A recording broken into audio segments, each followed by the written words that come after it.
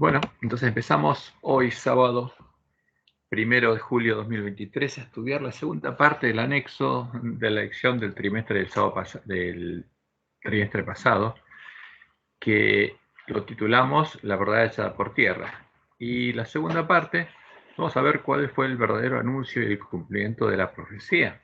Pero vamos a ver globalmente el anuncio y para llegar después a los hechos que ocurrieron en el tiempo de la apostasía y que Satanás quiere ocultar. Ahora, ¿cuál es la estrategia maestra del plan Satanás para pelear en contra del pueblo de Dios, con la que logra alejar a Dios de su pueblo, para que quede en sus manos? O sea, ¿cómo logra hacer que un pueblo caiga y quede en sus manos? Especialmente el pueblo de Dios, no el que está en Babilonia, el pueblo de Dios.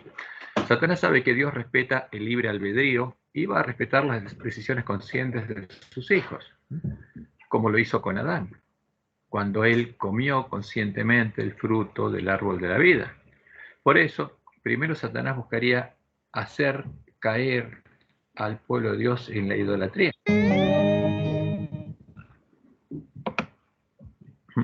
haciendo que adoren a las imágenes y a los ídolos, buscando que, a pesar de los llamados y las amonestaciones de Dios, porque Dios no dejaría inmediatamente a su pueblo, sino los llamaría a volverse a arrepentimiento, le mandaría a sus profetas y los llamaría a volverse a sus malos caminos. Pero a pesar de eso, Satanás siempre logra que finalmente algunos elijan conscientemente adorarlo a él y a los demonios. ¿Y qué hace Dios entonces? Respeta la decisión y se aleja de ellos. Entonces lo que busca Satanás siempre es esto, busca la idolatría, para que caigamos en la idolatría para alejarnos de Dios. Pero Dios no nos deja inmediatamente, como cuando le mandó al profeta Elías al pueblo de Israel. Y ahí llega el tiempo de nuestra prueba. Crear la idolatría, que es la adoración de las imágenes como si fueran dioses, y crearse un nombre que pondría en lugar de Jehová, fue lo que Satanás inspiró a hacer a Nimrod y a su mujer Semiramis en Babel, cuando él empezó a construir la Torre de Babel, el primer templo en forma de pirámide con terrazas, como lo es el Sigurat de Ur de los caldeos, en cuya cúspide se encontrarían con el dios Sol, con el Señor, con Baal, y lo adorarían.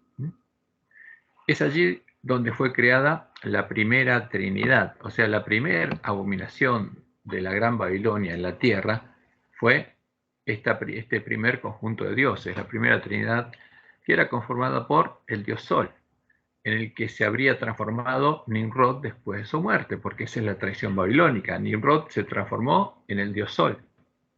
Después la diosa Luna, la reina del cielo, en la que se habría transformado Semiramis, y Tamuz, el Cristo babilónico, el primogénito de los hijos del dios Sol y la diosa Luna, las estrellas del cielo, porque justamente el Sol, la Luna y las estrellas es un símbolo de que el Dios Padre, la diosa Luna y los hijos, las estrellas del cielo, a las que representaban con el símbolo de la cruz. O sea, por el símbolo de la cruz no es un símbolo cristiano, es un símbolo pagano, al que todos los paganos honraban y adoraban. Siendo Tamuz el hijo al que el dios Sol engendró en Semiramis, entrando por la ventana en su habitación, porque la tradición pagana dice que murió Nimrod, se convirtió en el dios Sol, y después vio por la ventana de la habitación a Semiramis, y haciendo círculos vino y entró por la ventana, tuvo una relación con Semiramis, engendró un hijo y ese hijo es Tamuz. Ahora, cuando Dios confundió sus lenguas y los dispersó, los paganos llevaron con ellos a la tradición pagana nacida en Babel. Vamos a ponerlo en orden, porque queda, como está escrito, queda feo. A la tradición pagana, nacida en Babel, a la que fueron modificando y así crearon sus propias tradiciones. Llamaron Horus, Mitra y Apolo a Tamuz, porque es la misma tradición que se fue modificando, y llamaron Horus, Mitra y Apolo a Tamuz. Y empezaron a hacer torres de Babel en todos los lugares en los que habían sido dispersados, para adorar al sol, la luna y las estrellas, adorando a quién, a Satanás y a los demonios. Y un ejemplo de los templos que encontramos en la Mesopotamia, que son los templos que construyó Nimrod y todos los paganos que quedaron en esa zona, son los siguientes, los sigurat.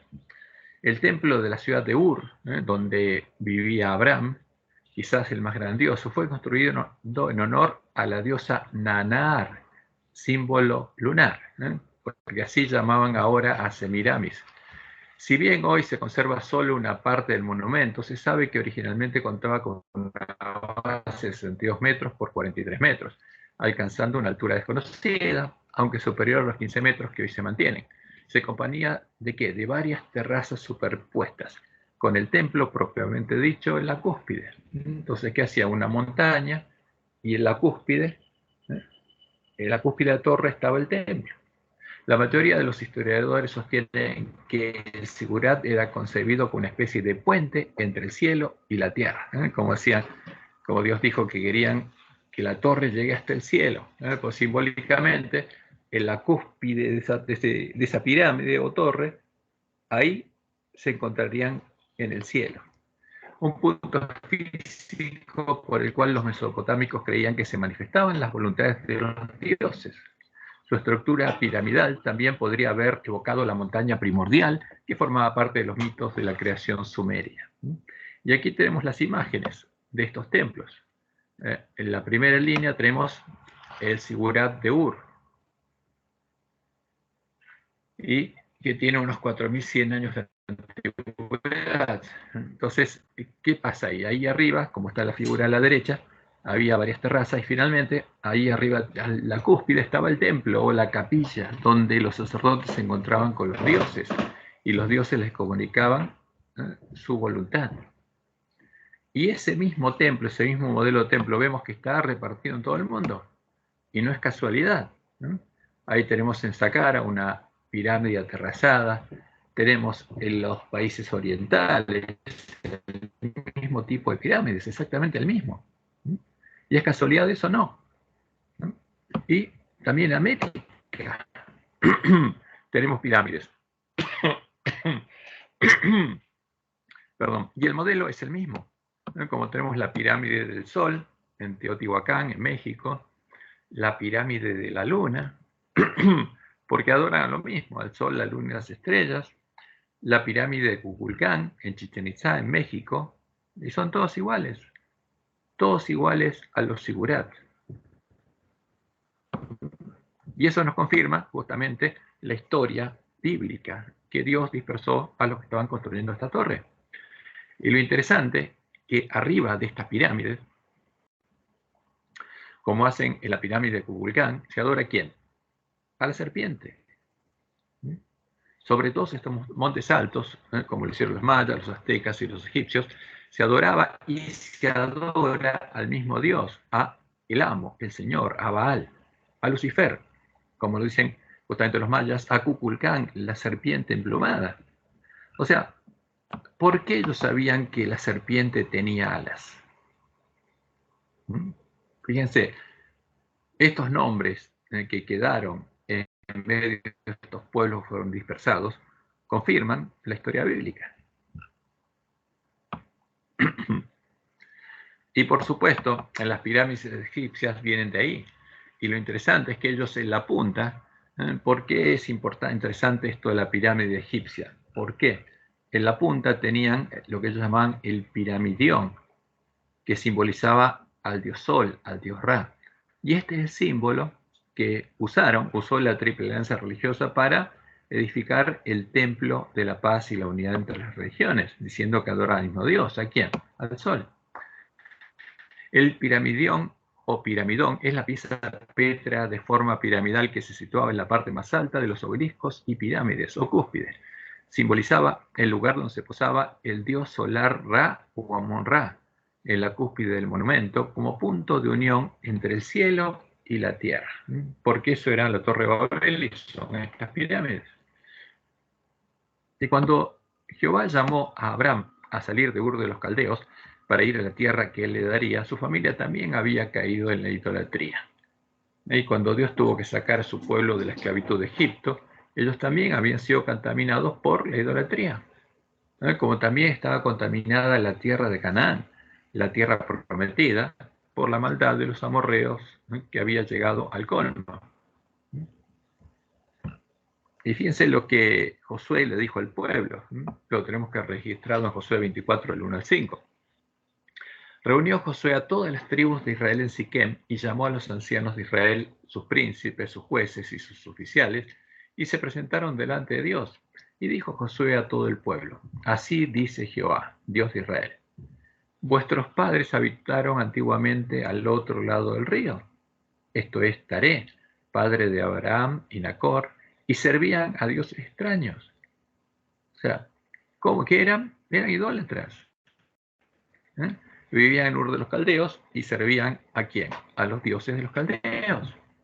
Y yo tomé a vuestro padre Abraham del otro lado del río y lo traje por toda la tierra de Canaán y aumenté su descendencia y le di Isaac.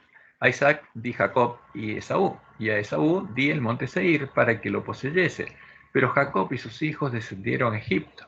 Y yo envié a Moisés y a Aarón y herí a Egipto, conforme a lo que hice en medio de él, y después os saqué. Entonces, ¿para qué lo sacó Dios? Para separarlo, para tener un pueblo separado.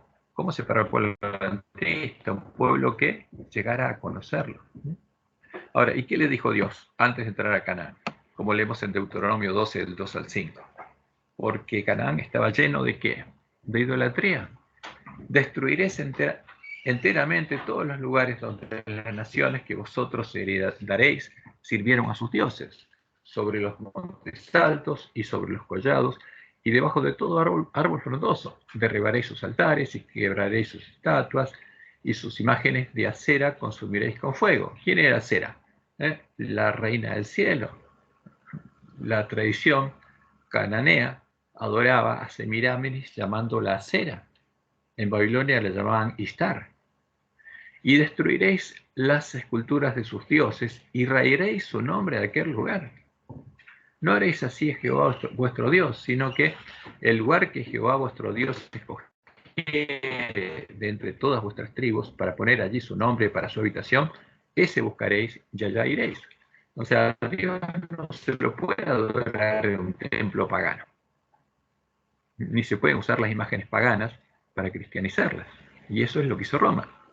Entonces, por ejemplo, si uno va a muchas iglesias católicas, encuentra que eran templos paganos que los transformaron en iglesias católicas.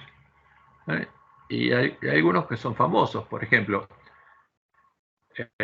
la Catedral de Siracusa, en Sicilia, que era un templo de Diana, fue transformado ¿en qué? En una iglesia católica. Y cuando uno entra a esa iglesia ve todas las columnas del templo griego, el templo de Diana. Y por supuesto, ese no es un lugar donde se adora al Dios verdadero, ni ahí mora el espíritu del Dios verdadero. Y caer en la idolatría, violando los 4 primeros mandamientos de la ley de Dios, dejando de amar y de adorar a Jehová, adorando a los dioses ajenos y a los demonios, sería el verdadero problema del pueblo de Israel, el que haría que Dios los dejara, ¿no? Como les había advertido que sucedería en el cántico de Moisés, en el libro de Deuteronomio.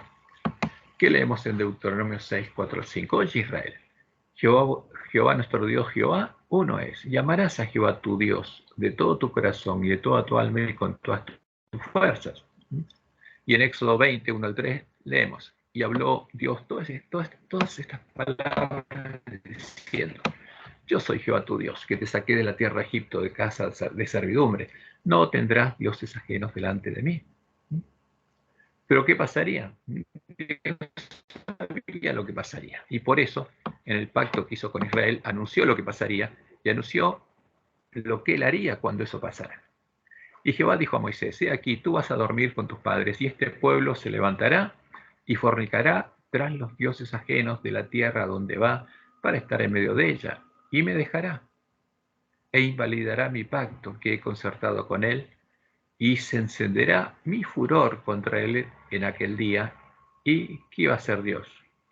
Los abandonaría, los dejaría, respetaría su decisión, y los abandonaré y esconderé de ellos mi rostro, y serán consumidos. ¿Por qué? Porque los dejaría en manos de lo que estaban adorando, ¿no? ¿Y qué querían Satanás y los demonios? Destruirlo. Y dirán, y serán consumidos, y vendrán sobre ellos muchos males y angustias, y dirán en aquel día, no me han venido estos males porque no está mi Dios en medio de mí, porque Dios los protegía de todas esas cosas. Pero ciertamente yo esconderé mi rostro en aquel día por todo el mal que ellos habrán hecho por haberse vuelto a dioses ajenos. Ahora pues, escribíos este cántico y enséñalo a los hijos de Israel. Ponlo en boca de ellos, para que este cántico me sea por testigo contra los hijos de Israel. Y Moisés empezó el cántico, ¿no?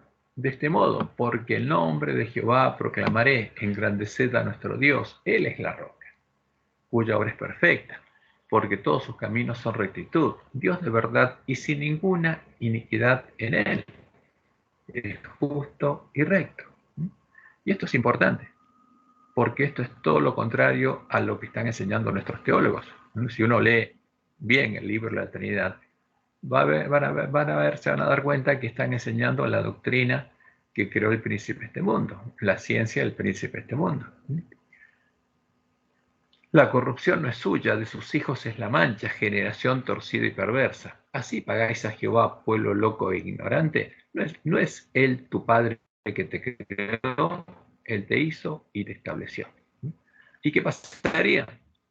Pero engordó Jesurum y tiró coces, engordaste, te cubriste de grasa. Entonces abandonó al Dios que lo hizo y menospreció la roca de su salvación.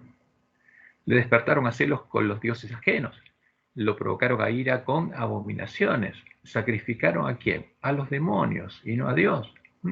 Porque esa es la estrategia. Cuando se adora a los ídolos, se adora a Satanás y a los demonios. Esa es la estrategia de Satanás para separar al pueblo de Dios. A dioses que no habían conocido, a nuevos dioses venidos de cerca, que no habían temido vuestros padres.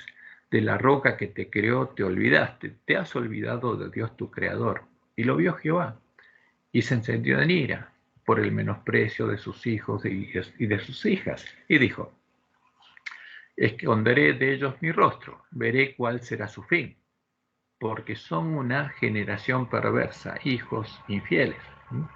Y esto ocurriría, este es el anuncio.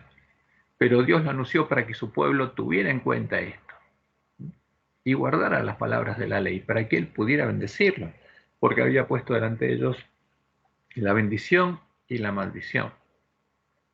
Y la bendición era que Dios estuviera en medio de ellos y los bendijera. Y la maldición vendría cuando ellos hicieran alejarse a Dios de en medio de su pueblo. Y antes que llegara el tiempo de la ira, mientras aún podían volverse sus malos caminos, Dios amonestó a su pueblo por medio de sus profetas y les avisó lo que sucedería repetidas veces. Como leemos en Oseas 5, 4 al 6, no piensan en convertirse a su Dios, porque espíritu de fornicación está en medio de ellos y no conocen a Jehová. La soberbia de Israel le desmentirá en su cara. Israel y Efraín tropezarán en su pecado y Judá tropezará también con ellos. Con sus ovejas y con sus vacas andarán buscando a Jehová y no le hallarán. Se apartó de ellos. Y sería muy triste cuando llegara ese tiempo. Por eso Dios los amonestaba. Pero tendría que respetar la decisión de su pueblo. Cuando ellos conscientemente eligieran seguir a los ídolos y a Satanás y a los demonios, él se apartaría de ellos. Y como seguimos leyendo en Oseas 9, 9 al 12, llegaron hasta los más bajos en su corrupción, como en los días de Gabá. Ahora se acordará de su iniquidad, castigará su pecado. Como uvas en el desierto hallé Israel, como la fruta temprana de la higuera en su principio, vi a vuestros padres. Ellos acudieron a Baal peor, se apartaron para vergüenza, y se hicieron abominables como aquello que amaron. La gloria de Efraín volará cual ave, de modo que no habrá nacimientos, ni embarazos, ni concepciones. Y si llegaren a grandes sus hijos, los quitaré de entre los hombres, porque hay de ellos también cuando de ellos me aparte. Hay cuando llegue el tiempo de la ira y los deje, porque Dios los estaba protegiendo para que no fueran destruidos. Y en Jeremías 23, 33 leemos, Y cuando te preguntare este pueblo, o el profeta, o el sacerdote, diciendo, ¿cuál es la profecía de Jehová? Les dirás, esta es la profecía. Os dejaré, ha dicho Jehová. O sea, los estoy amonestando. Pero cuando deje de llamarlos, cuando los vomite de mi boca, los voy a dejar. Y eso es lo mismo que Jesús le dice al ángel de la Odisea. ¿Por qué? Porque todo esto fue escrito para amonestarnos a nosotros, como dice Pablo, los que hemos alcanzado el fin de los tiempos. Y en Ezequiel 33:11 leemos, diles, porque Ezequiel también tenía que amonestarlos. Vivo yo, dice Jehová el Señor, que no quiero la muerte del impío, sino que se vuelva el impío de su camino y que viva. Volveos, volveos de vuestros malos caminos. ¿Por qué moriréis, oh casa de Israel? Y claramente, Dios, sabiendo lo que pasaría por medio de Ezequiel, anunció lo que estaría pasando con su pueblo en este tiempo.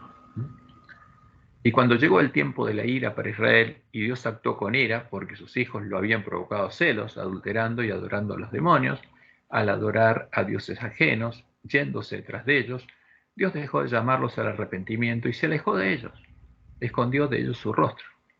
Entonces quedaron en manos de Satanás y de los demonios, quienes, después de separarlos de Jehová, pudieron hacer con ellos lo que buscaban.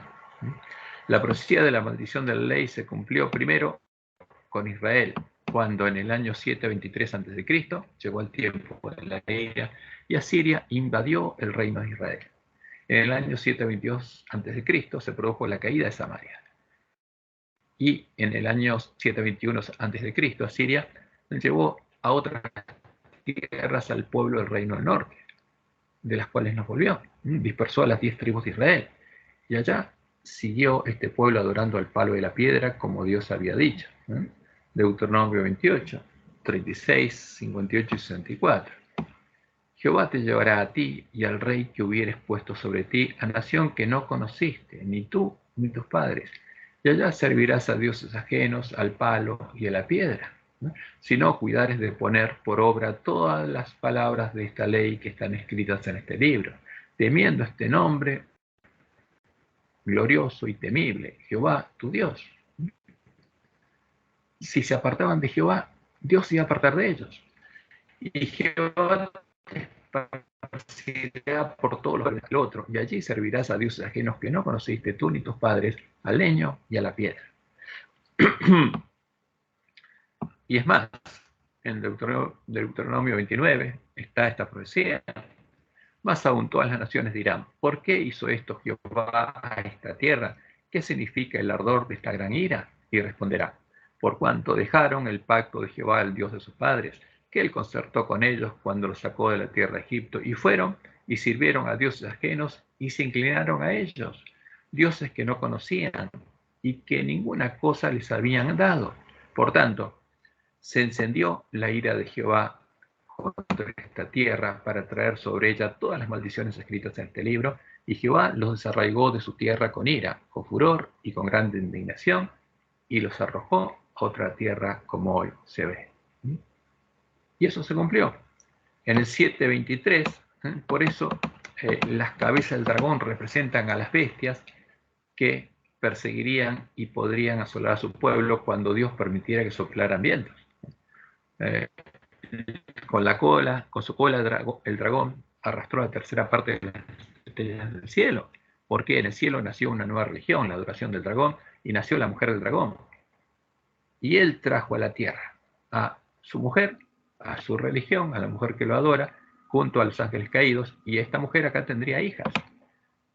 Y Satanás levantaría montes donde se sentaría su mujer, y el primer monte lo quiso hacer en Babel, pero Dios se lo impidió, y lo hizo en Egipto. Y ese es el Río Sur. Y de ahí Dios tuvo que liberar a su pueblo y lo liberó en la primera Pascua.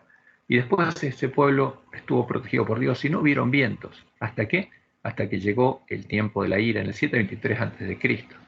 Y ese tiempo duró exactamente, como estaba anunciado en la ley de Moisés, 7 tiempos, o 2520 años, hasta 1798. Y en ese tiempo el rey del norte, como lo llama la profecía de Daniel, Daniel 10 y 11, estuvo representado por 5 bestias: Asiria, Babilonia, Medo-Persia, Grecia y Roma, que llegó hasta 1798. Y el 723 llegó el comienzo de la ira, y los 7 tiempos de la ira se cumplieron, hasta que llegó el tiempo del fin y Dios retuvo los vientos. Entonces, Pablo está hablando en el tiempo de Roma, en el siglo I, cuando aún no le habían salido los 10 cuernos a la bestia romana y menos ese cuerno pequeño. Pero él estaba hablando de lo que había pasado con su pueblo y amonestando a la iglesia primitiva, porque él sabía que la estrategia de Satanás siempre es la misma: buscaría hacer caer en la idolatría a la iglesia cristiana. Luego, la profecía de la ley se cumplió en Judá, como Dios lo anunció por medio de Jeremías. En el año 586 a.C., Jerusalén y el templo fueron destruidos por Babilonia, y la tierra de Judá quedó desierta hasta que descansó los 70 años que no había descansado, desde que, 490 años antes, por 70 semanas de años, el pueblo judío había dejado de guardar la ley.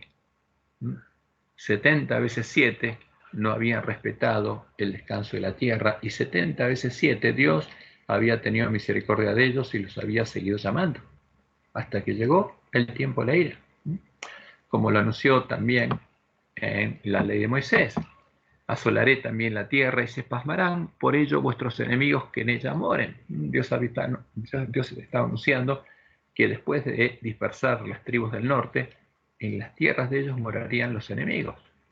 ¿Y quiénes serían estos? Serían los samaritanos, a los que Asiria había puesto en el lugar de los israelitas de las tribus del norte que había dispersado. Y a vosotros os esparciré entre las naciones, y desenvainaré espada en pos de vosotros, y vuestra tierra estará asolada, y desiertas vuestras ciudades. Entonces la tierra gozará sus días de reposo, todos los días que esté asolada, mientras vosotros estéis en la tierra de vuestros enemigos. La tierra descansará entonces y gozará sus días de reposo, todo el tiempo que esté asolada. Descansará, por lo que no reposó en los días de reposo cuando habitabais en ella. Y por medio de Jeremías le anunció al pueblo que serían 70 años. Jeremías 25:11. Toda esta tierra será puesta en ruinas y en espanto, y servirán estas naciones al rey de Babilonia 70 años. Como leemos en 2 de Crónicas 30:21, y eso fue para que se cumpliera lo que Dios había dicho en la profecía de la ley, para que se cumpliese la palabra de Jehová por boca de Jeremías, hasta que la tierra hubo gozado de reposo, porque todo el tiempo de su asolamiento reposó, hasta que los 70 años fueron cumplidos. ¿Se olvidaría Dios de su pueblo en el tiempo de la ira? ¿Dejaría de amarlo? Y la respuesta es clara: no. El verdadero amor nunca deja de ser. Dios nunca se olvidaría de su pueblo. Tendría que dejar que siguiera su camino por respeto a su libre albedrío, pero él no se olvidaría de su pueblo y buscaría que los eventos que sucedieran en el tiempo de la ira fueran para su bien, y durante el tiempo de la ira continuaría ofreciéndoles el perdón y la salvación a los israelitas que en el exilio se acordaran de él y clamaran a él, como lo hicieron Daniel y sus amigos, que no adoraron a los ídolos de los paganos. Y leemos en Isaías 49, 14 al 15. Pero Sión dijo: me dejó Jehová, y el Señor se olvidó de mí. Y se pregunta: ¿se olvidará la mujer de lo que dio a luz para dejar de compadecerse del hijo de su vientre? Aunque olvide ella, yo nunca me olvidaré de ti. Y en la ley de Moisés, Dios había anunciado a su pueblo lo que haría después de que llegara el tiempo de la ira por amor de ellos, lo que haría por amor de ellos, lo cual había ampliado por medio de Isaías, Ezequiel y Jeremías. Y aquí vamos a poner una coma para que quede más claro. ¿Qué haría? Volvería a traer al remanente de Israel a su tierra. O sea, él permitiría que fueran llevados a otra tierra, como dice Jeremías, para bien. Y después que los trajera, les enviaría al Mesías, a su cordero, como lo anunció por medio de Isaías. Y los redimiría de la esclavitud del pecado. Y haría con ellos un nuevo pacto. Haría lo que como padre amante deseaba hacer: circuncidaría sus corazones, para que su ley volviera a estar escrita en sus mentes y en sus corazones, para que pudieran apartarse de la idolatría, guardar su ley y amarlo de todo su corazón. Y esto es parte de la ley de Moisés, no es algo que está aparte. Sucederá que cuando hubieren venido sobre ti todas estas cosas, la bendición y la maldición que he puesto delante de ti, y te arrepintieres en medio de todas las naciones a donde te hubiera arrojado Jehová tu Dios, y te convirtieres a Jehová tu Dios, te volvieres de los dioses ajenos a Jehová, y obedecieres a su voz, conforme a todo lo que yo te mando hoy, tú y tus hijos, con todo tu corazón y con toda tu alma. Entonces, Jehová hará volver a tus cautivos y tendrá misericordia de ti, y volverá a recogerte de entre todos los pueblos a donde te hubiera esparcido Jehová tu Dios. Aunque tus desterrados estuvieran en las partes más lejanas que hay debajo del cielo, de allí te recogerá Jehová tu Dios, y de allí te tomará. Y te hará volver Jehová tu Dios a la tierra que heredaron tus padres, y será tuya, y te hará bien, y te multiplicará más que a tus padres. Y circuncidará Jehová tu Dios tu corazón, y el corazón de tu descendencia, para que ames a Jehová tu Dios, con todo tu corazón y con toda tu alma, a fin de que vivas. ¿Qué significa circuncidar? Escribir su ley, poner su amor en nuestros corazones, como lo dice Pablo claramente. Y por medio de Jeremías les dijo lo siguiente: por cuanto así dijo Jehová, cuando en Babilonia se cumplan los 70 años, yo os visitaré y despertaré sobre vosotros mi buena palabra, para haceros volver a este lugar. Porque yo sé los pensamientos que tengo acerca de vosotros, dice Jehová, pensamientos de paz y no de mal, para daros el fin que esperáis. Entonces me invocaréis y vendréis y oraréis a mí, y yo os oiré, y me buscaréis y me hallaréis, porque me buscaréis de todo vuestro corazón.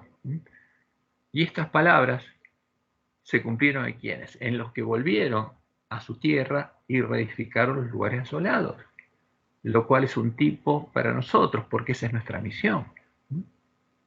Y estas palabras son una promesa también para nosotros. Y ahí Dios prometió hacer lo siguiente, que es lo mismo que prometió hacer con el pueblo adventista. Y aquí vienen días, dice Jehová, en los cuales haré nuevo pacto con la casa de Israel y con la casa de Judá, no como el pacto que hice con sus padres, el día que tomé su mano para sacarlos de la tierra de Egipto, porque ellos invalidaron mi pacto, aunque yo fui un marido para ellos, dice Jehová. Pero este es el pacto que haré con la casa de Israel después de aquellos días, dice Jehová. Daré mi ley en su mente y la escribiré en su corazón. Y yo seré a ellos por Dios, y ellos me serán por pueblo. Y no enseñará más ninguno a su prójimo ni ninguno a su hermano, diciendo, conoce a Jehová, porque todos me conocerán. Por eso el pueblo de la iglesia primitiva era el pueblo que conocía a su Dios. Desde el más pequeño de ellos hasta el más grande, dice Jehová, porque perdonaré la maldad de ellos y no me acordaré más de su pecado. Y como nos dijo por medio de Ezequiel 36, 23 al 27, y santificaré mi grande nombre, profanado entre las naciones, el cual profanasteis vosotros en medio de ellas, y sabrán las naciones que yo soy Jehová, dice Jehová el Señor, cuando sea santificado en vosotros delante de sus ojos. Por eso, cuando la iglesia primitiva predicaba el Evangelio, en ellos se veía algo que era un claro testimonio, que eran parte del templo de Dios, porque el amor de Dios se veía en ellos. Ellos estaban reflejando la imagen de Jesús. Y lo mismo tiene que pasar en nosotros. En el fuerte pregón, sabrán las naciones que yo soy Jehová, dice Jehová el Señor, cuando sea santificado en vosotros delante de sus ojos. Tiene que haber un pueblo que haya recibido el sello de Dios. Y yo os tomaré de las naciones y os recogeré de todas las tierras y os traeré a vuestro país. Esparciré sobre vosotros agua limpia y seréis limpiados de todas vuestras inmundicias, y de todos vuestros ídolos os limpiaré. Os daré corazón nuevo y pondré espíritu nuevo dentro de vosotros. Ese es el nuevo nacimiento. Y quitaré de vuestra carne el corazón de piedra y os daré un corazón de carne. Y pondré dentro de vosotros mi espíritu, mi presencia, yo voy a estar ahí. Y haré, yo voy a hacer, que andéis en mis estatutos y los pongáis por obra. Y esa es una hermosa promesa, que por supuesto era la esperanza de los profetas, que entendían de qué se trataba la propuesta de Dios. ¿Y cuándo enviaría Dios al Mesías y cumpliría estas promesas? Como se lo reveló a Daniel, y está registrado en Daniel 9, él haría que fuera dada la orden para reedificar y habitar Jerusalén, para que su pueblo pudiera volver a Jerusalén. Y a partir de esa orden, él daría a su pueblo nuevamente 70 semanas de años de tiempo, 70 veces 7 años, y en ese tiempo les enviaría al Mesías. Al cumplirse la semana 69 y comenzar la última semana, sería ungido el Mesías príncipe. Y eso sucedió así, cuando Juan bautizó a Jesús. Y a la mitad, y él empezó su ministerio. A la mitad de la semana le sería quitada la vida al Mesías, o sea, 3 años y medio después le sería quitada la vida al Mesías, moriría el Cordero de Dios y su pueblo sería redimido de la esclavitud del pecado. Cuando eso sucediera, lo simbólico, los símbolos de las cosas celestiales serían reemplazados por las cosas celestiales mismas, porque Dios había anunciado muchas cosas por medio de los símbolos en el santuario y en las fiestas solemnes. Y esas cosas se transformarían en reales.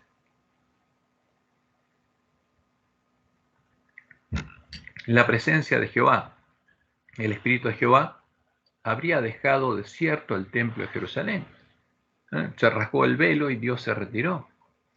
Y él habría puesto en Sión la piedra al ángulo del templo del nuevo pacto. Y el Mesías empezaría a edificar el templo de Jehová con piedras vivas. Porque antes en Jerusalén había varios montes. Uno era el monte Moria, otro era el monte Sión. Y el pueblo moraba en el monte Sión y el templo estaba en el monte Moria. Estaban separados. Pero Dios estaba diciendo otra cosa. Pondré mi espíritu en vosotros. Mi templo va a estar en medio de mi pueblo. Yo voy a morar en mi pueblo. Eso le estaba diciendo. En Sión. Y Jehová pondría su trono en el nuevo templo, y a su lado sentaría el Mesías, y consejo de paz habría entre ambos. En este nuevo templo sería llevado adelante el continuo. Y como sucedió en Egipto, en la primera Pascua, Dios pintaría los postes y el dintel de la puerta a su casa con la sangre de su cordero. La puerta quedaría abierta y empezaría a llamar a su pueblo a entrar al lugar de su santuario, para que pudiera empezar a comer la cena de Pascua, un cordero asado, con panes y levadura y hierbas amargas, y él empezaría a cumplir en ellos las promesas del nuevo pacto, las promesas del Evangelio del reino de Dios. Empezaría a escribir su ley en la mente y el corazón de ellos para transformarlos a la imagen de Jesús. Y después de que se cumplieran las 70 semanas, la ciudad y el templo de Jerusalén, que eran símbolos del reino de Dios, serían destruidos nuevamente, lo que ocurrió en el año 70 después de Cristo, y no volverían a ser reedificados por Dios. ¿Por qué? Porque lo simbólico habría pasado. Lo importante es que fuera reedificado el templo del nuevo pacto. Y en eso tiene mucho que ver la misión del pueblo. Y como Dios le anunció a Daniel, después vendría el desolador, del que habla la profecía de Daniel 8, el que en defensa de la abominación desoladora asolaría al pueblo conoce a su Dios, hasta lograr echar por tierra el lugar del santuario de Dios en el nuevo pacto. Y la verdad. Y como dice Daniel 9:27, cuando termina el capítulo 9, después con la muchedumbre de las abominaciones vendrá el desolador, o sea, en el tiempo de la apostasía, cuando se introdujeran abominaciones en medio de la iglesia, hasta que venga la consumación, hasta que llegue el fin, como dijo Jesús, y lo que está determinado se derrame sobre el desolador, y las plagas caigan sobre el desolador. Por eso, Pablo sabía que vendría la apostasía a la iglesia cristiana, y que se manifestaría el hombre de pecado, el hijo de perdición, que en lugar de Jehová adoraría a la abominación desoladora, a fortalezas, el dios de la bestia romana, y asolaría al pueblo de Dios en defensa de su abominación, que estaría disfrazada de cristiana, como leemos en 2 Tesalonicenses 2, 1 y 4. Pero con respecto a la venida de nuestro Señor Jesucristo y nuestra reunión con Él, nadie os engaña en ninguna manera, porque no vendrá sin que antes venga la apostasía. y se manifieste ¿quién? El hombre de pecado, el hijo de perdición. Y él está hablando de la profecía de Daniel, el cual se opone y se levanta contra todo lo que se llama Dios o objeto de culto, tanto que se sienta en el templo de Dios como Dios, haciéndose pasar por Dios. Y aquí la une con la profecía de Ezequiel 28 sobre el príncipe de Tiro, ¿no? Porque Pablo identifica claramente quién sería el hombre de pecado y cuál es la profecía. Y como dice la profecía de Daniel 11, 37 al 39, del Dios sus padres no hará caso, ni el amor de las mujeres, ni respetará a Dios alguno, porque sobre todo se engrandecerá, más honrará en su lugar al Dios de las fortalezas. Haría lo mismo que el pueblo de Israel cuando cayó, Dios que sus padres no conocieron. Lo honrará con oro y plata, con piedras preciosas y con cosas de gran precio, con un Dios ajeno. Se hará de las fortalezas más inexpugnables y colmará los honores a los que le reconozcan y por precio repartirá la tierra.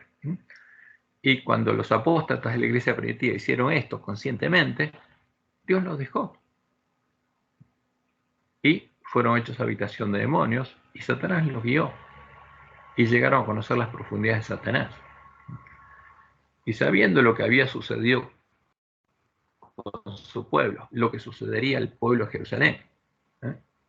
Porque Pablo sabía lo que había pasado en el pasado y lo que estaba por pasar a Jerusalén, porque conocía la profecía, y lo que sucedería en medio de la iglesia cristiana, y lo que Jesús anunció que sucedería en la última generación, cuando vendría la abominación desoladora simulando su segunda venida.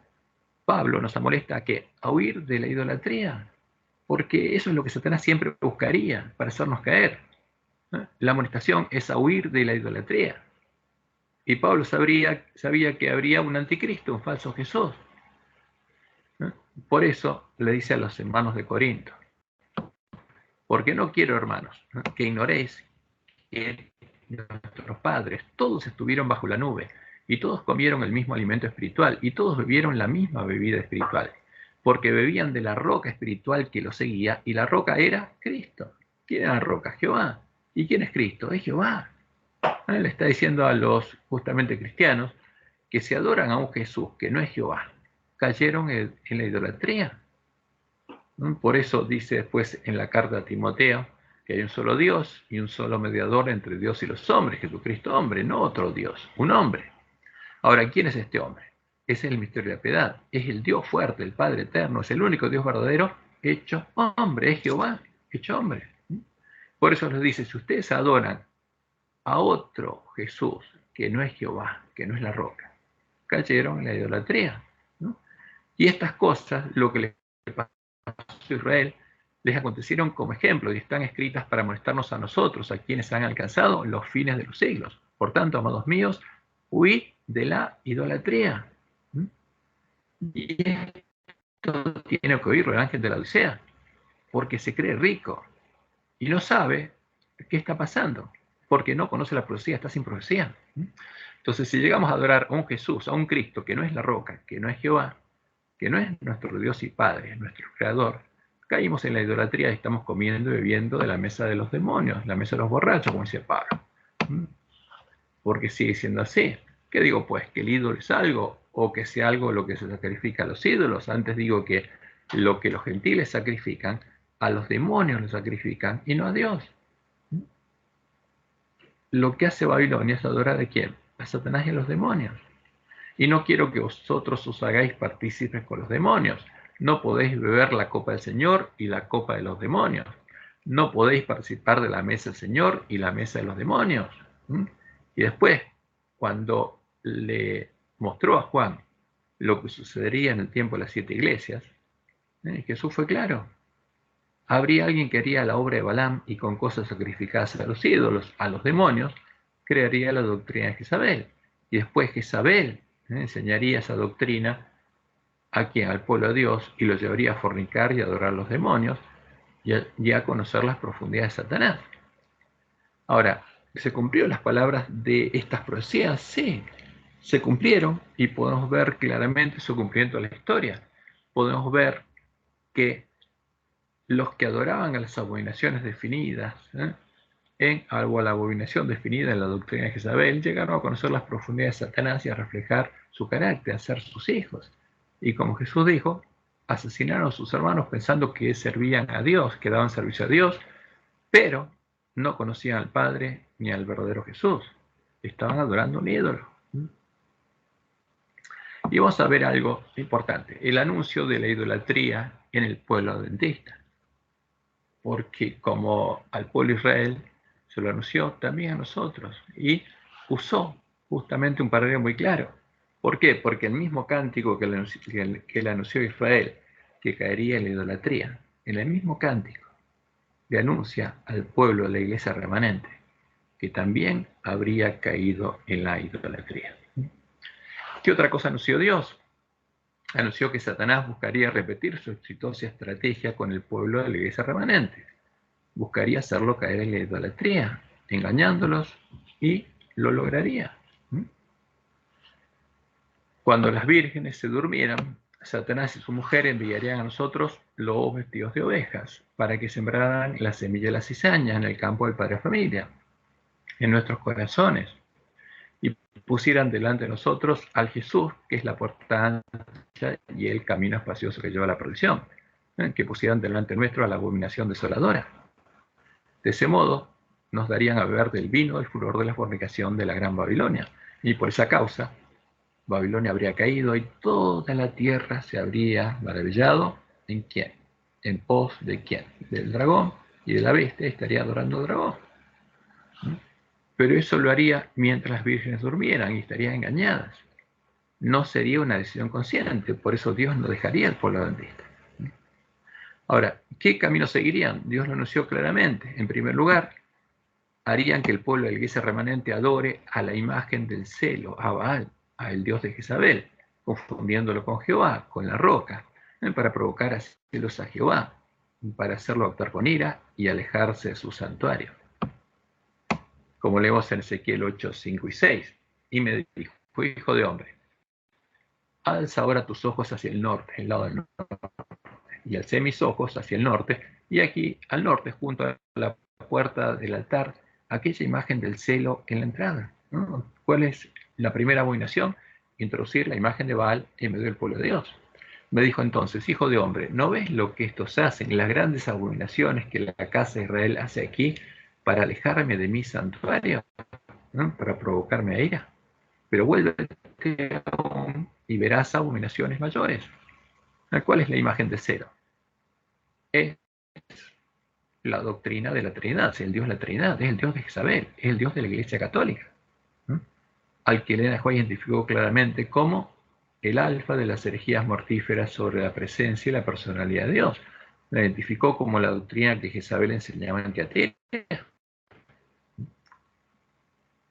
Y eso ocurrió. ¿Está ocurriendo? Ya ocurrió en la Iglesia Adventista. Ahora, como Dios le anunció en el Cántico de Moisés, esta imagen del celo, esta falsa roca, serían dioses provenientes de la gran ciudad que se llamaba Sodoma, Egipto y Babilonia, y estaría en medio de su pueblo cuando llegara el día en que sería juzgado, ¿no? Como claramente lo dice el Cántico de Moisés, porque Jehová juzgará a su pueblo, y por amor de sus siervos se arrepentirá. ¿Cuándo llegaría el tiempo que lo juzgaría? Está hablando de la última generación. El tiempo que anuncia el primer ángel, la hora de su juicio ha llegado. Y por amor de sus siervos se arrepentirá cuando viere que la fuerza pereció y que no queda ni siervo ni libre, que todos están en la condición del ángel de la Odisea. Y dirá, ¿dónde están sus dioses?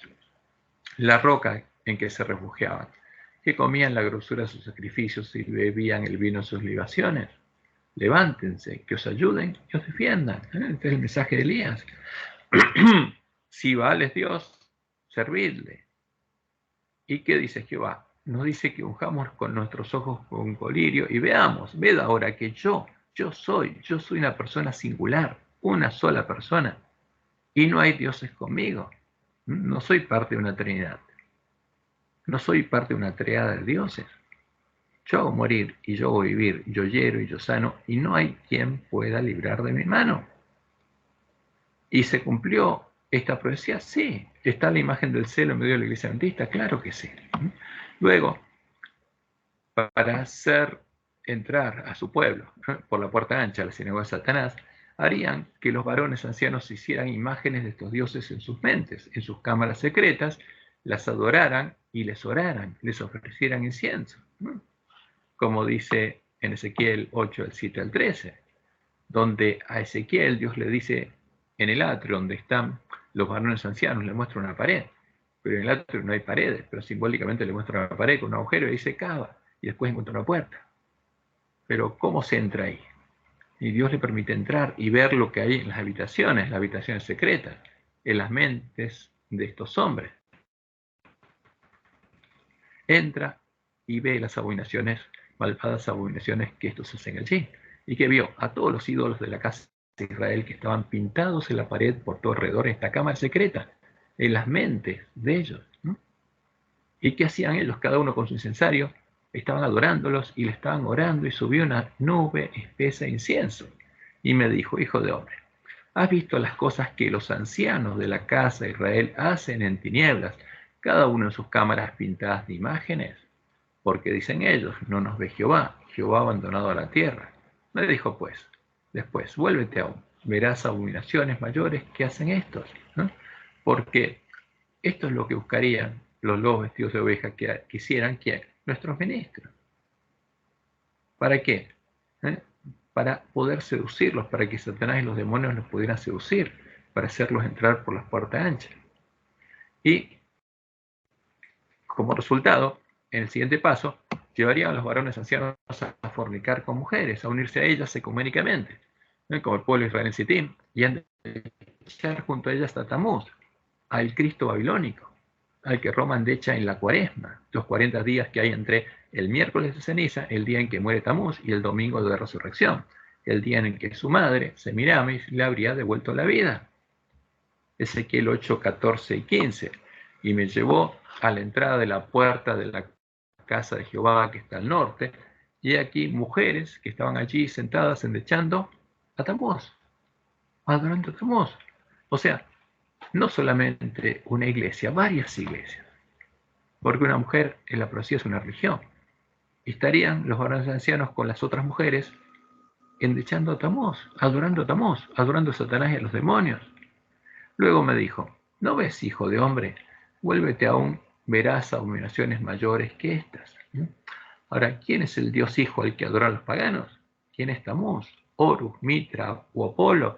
Y se disfrazaría de Cristo, como Jesús lo identificó claramente. Es Satanás, el ángel del abismo, el destructor, el rey de los espíritus de demonios. Y eso lo dijo Jesús en Apocalipsis 9:11. Hablando de los demonios, dice, y tienen por rey sobre ellos al ángel del abismo, a Satanás, cuyo nombre en hebreo es Abadón, el destructor, y sus siervos son los que vienen con los instrumentos para destruir. Y en griego, Apolión, Apolo, el dios hijo de Zeus. ¿A quién están adorando los que adoran a Tamuz? A Satanás y a los demonios. Y finalmente, harían que los varones ancianos adoren al sol a la luz del día. Primero se introduce la imagen del celo, después los guían, llevan a hacer imágenes de sus dioses en sus mentes. El siguiente paso es el paso ecuménico que dieron nuestros varones ancianos en 1980, al buscar justamente que las mujeres caídas, las iglesias caídas, las hijas de Babilonia, lo reconozcan como una iglesia hermana. Y finalmente harían que los varones ancianos adoren al sol a la luz del día, dándole la espalda a Jehová. De ese modo lograrían que Dios actuara con ira y los dejara. Recién ahí, porque por misericordia Dios seguiría llamando a su pueblo. ¿Y estaríamos dónde? Nosotros fuera del templo, en el atrio. Y me llevo al atrio de adentro de la casa de Jehová, y aquí junto a la entrada del templo de Jehová, entre la entrada y el altar, como 25 varones, sus espaldas vueltas al templo de Jehová y sus rostros hacia el oriente, y adoraban al sol, al dios de Babilonia, postrándose hacia el oriente. Y me dijo, ¿no has visto, hijo de hombre? Es cosa liviana para la casa de Judá hacer las abominaciones que hacen aquí. Después que han llenado de maldad la tierra, se volvieron a mí para irritarme. He aquí que aplican el ramo a sus narices, pues también yo procederé con furor. No perdonará mi ojo, ni tendré misericordia. Y gritarán a mis oídos con gran voz, y no los oiré. Sería entonces cuando, antes de dejarnos a nosotros, a los adventistas del séptimo día, Dios probaría y sellaría a su pueblo. Y aquí viene el mensaje de Elías y la separación del trigo de la cizaña. Y clamó a mis oídos con gran voz diciendo: los verdugos de la ciudad han llegado, y cada uno trae en su mano su instrumento para destruir. ¿Quiénes son estos verdugos? Los siervos del destructor, de Satanás, de Abadón, del ángel de la misma. Y aquí que 6 varones, número de hombres, venían del camino de la puerta de arriba que mira hacia el norte, y cada uno traía en su mano su instrumento para destruir. Venían a matar. Ahora, y entre ellos, estaban siguiendo ¿a quién? Al varón vestido de lino, el cual traía su cintura un tintero de escribano. Y entrados se pararon junto al altar de bronce, y la gloria del Dios de Israel se elevó de encima del querubín sobre el cual había estado al umbral de la casa, y llamó Jehová al varón vestido de lino que tenía su cintura el tintero escribano, y le dijo Jehová: pasa por en medio de la ciudad, por en medio de Jerusalén, por en medio de la iglesia remanente, y ponles una señal en la frente a los hombres que gimen y que claman a causa de todas las abominaciones que se hacen en medio de ella, porque habríamos caído en la idolatría, estaríamos en medio de la apostasía. Y a los otros dijo, oyéndolo yo: pasad por la ciudad en pos de él y matad. ¿Qué significa? Como Dios les mostró a Joel, hacerlos parte de la sinagoga de Satanás, parte de su habitación, atraparlos. No perdone vuestro ojo ni tengáis misericordia. Matad a viejos, jóvenes y vírgenes, niños y mujeres, hasta que no quede ninguno. Pero a todo aquel sobre el cual hubiere señal, no os acercaréis, y comenzaréis por mi santuario. Comenzaron pues desde los varones ancianos que estaban delante del templo. Ahora, y esto es triste, porque a partir de ese momento, en la iglesia adventista empezarían a aparecer las manifestaciones que Dios le mostró en Ajuay que habría. Por eso, es importante que todos los adventistas escuchemos esto. Y como dice ella, notemos con cuidado este punto: aquellos que reciben la marca pura de la verdad, que el Espíritu Santo estampó en ellos, son los que se angustian y lloran por todas las abominaciones que se cometen en la iglesia, que estaría en apostasía. ¿Y estaríamos adorando a quién? A Satanás y a los demonios. Y especialmente en la obra final de la iglesia, en el tiempo de sellamiento de los 144.000, que permanecerán sin mancha ante el trono de Dios, sentirán más profundamente los errores del pueblo elegido de Dios. ¿Y qué dice Ezequiel? Y que cuando iban matando, dice, quedó él solo. ¿Por qué? ¿Quién va a quedar? ¿Quién queda vivo? ¿Quién no es hecho parte de la habitación de los demonios? ¿Quién recibe el sello de Dios? Los que se angustian y lloran y hacen la obra que Dios les dio a hacer a sus profetas y amonestan a sus hermanos. Profetizan de nuevo, dándole el verdadero alimento a tiempo a sus hermanos, los que hacen la obra de Elías. Por eso, este es un tiempo, como dice Juan, solemne, en el que el mensaje de los 3 ángeles, el mensaje de Elías, tiene que separar el trigo de la cizaña en el campo del padre familia, en medio de la iglesia remanente. Y la pregunta es, ¿se cumplió y se está cumpliendo la palabra profética más segura? Sí, claro que sí. Todo lo que Dios dijo se está cumpliendo. ¿Se cumplieron estos 4 pasos de la apostasía en la iglesia adventista? Sí, claro que sí. ¿Se va a cumplir el resto de la profecía? Por supuesto que sí. ¿Va a haber un pueblo preparado por Dios? Sí. Todos los que se angustian y lloran al ungir sus ojos con colirio y ver lo que está pasando. Eso es lo que tiene que entender el pueblo adventista. Porque la estrategia de Satanás siempre es la misma. Es la idolatría, para separar al pueblo de Dios de Dios. Y para poder hacerlo parte de su sinagoga. Y lo que define si entramos por la puerta ancha o por la puerta angosta es nuestra decisión consciente. Por eso el mensaje de Elías primero tiene que escucharlo el pueblo adventista y después todo el pueblo que se encuentra en medio de la Gran Babilonia al que Dios está protegiendo. Pero nos advierte que Satanás tendrá una cosecha. Primero, en la iglesia adventista, en el pueblo que primero escucha el mensaje de Elías. Y mientras Satanás puede tener una cosecha de la iglesia adventista, no la puede tener en medio de la Gran Babilonia, porque Dios protege al pueblo que está en medio de la Gran Babilonia hasta que tenga oportunidad de oír la verdad, porque está adorando al dragón y a los demonios, pero está engañado. Y eso es lo que Dios nos mostró en la profecía y nos muestra claramente el tiempo en el que estamos viviendo, el peligro del tiempo en el que estamos viviendo y cuál es nuestra misión. Y bueno, esta segunda parte la vamos a dejar aquí porque ya se extiende el tiempo y si nos haríamos muy largo, porque nos queda una parte importante, que es ver la profecía en la historia de la Iglesia cristiana, para que entender qué es, desde todo punto de vista, la doctrina de la Trinidad, porque es la abominación desoladora de la que habló el profeta Daniel. ¿Por qué? Es una doctrina creada con cosas sacrificadas a los ídolos, y cómo hizo Roma para reflejarla en las palabras de los cadáveres de los dos testigos. Y ahora vamos a terminar este estudio aquí y completaremos este estudio, si Dios quiere, el martes a la noche.